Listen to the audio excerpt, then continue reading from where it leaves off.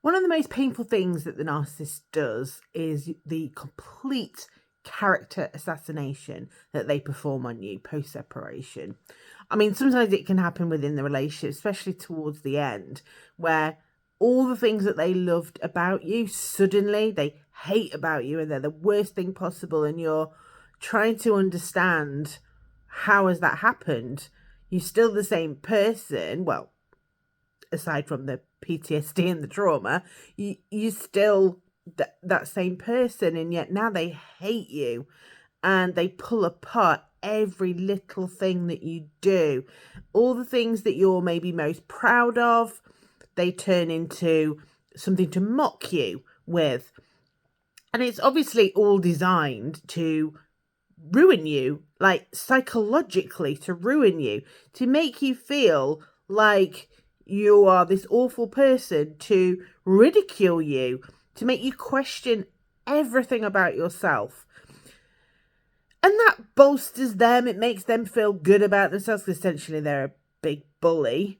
But it does massive things for your own confidence. And in family court, what this looks like is they attack every part of your personality, your parenting, who you are as a person on this planet is all brought into question, and they turn everything around.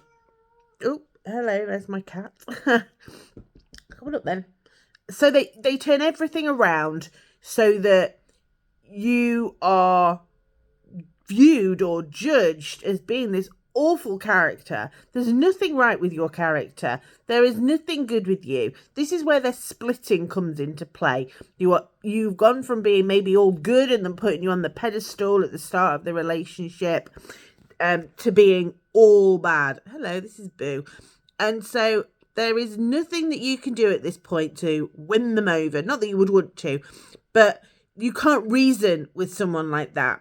And arguing for your good characteristics when they've already made their decision is not going to help either. The only audience that you're bothered about at this point is CAFCASS, social services if they're involved, other professionals that might be involved around the child, and the judge. And so you need to think about who you are at your core, who you are, who do you want to show up as, and all the things that they say about you. What would someone like that show up as? And don't be any of those things. Character assassinations are painful, and I recommend going to therapy to talk that through, just to reconnect with your identity. If you don't want to go to therapy, or you can't afford to, journal your way through it, do some inner child work to really help yourself connect with the truth of who you are. Because character assassination is essentially personal grade gaslighting. It is making you question all the things that you thought you knew about yourself, all the things that were good about yourself, and making you think, oh, maybe they weren't that good, or maybe I'm not that good, maybe I'm not that person. And so talking to someone, doing some journaling can really help you reconnect with the truth of who you are, which is that you've always been a wonderful person. They wouldn't have chosen you if you weren't. And the character assassination is just about them gaining the upper hand. It is about them making themselves feel good.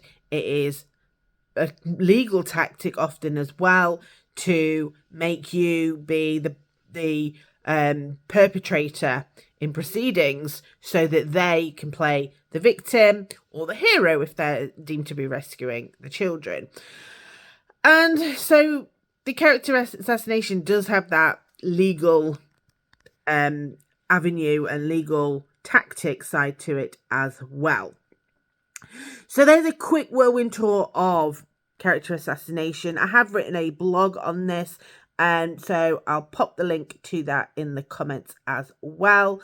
And any questions, any comments, don't forget to like, comment and share, and I'll speak to you soon.